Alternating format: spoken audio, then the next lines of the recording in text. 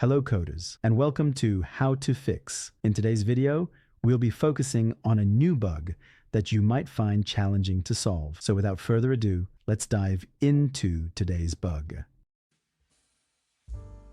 First, let's run code 1 that generate the error and let's see what happens. Here's the elucidation and the resolution to the bug. Please pause the video to read the explanation. Let's now correct the code and take a look at the resulting outcome.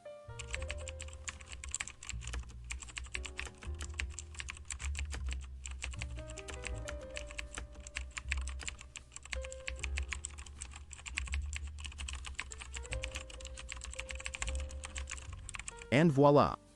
The code is working as it should and our output is spot on. The error has disappeared. That's the end of today's lesson. If you found this walkthrough practical, don't forget to press the like button and subscribe to our channel for more code repair videos. Stay enthusiastic, keep advancing, and happy coding everyone!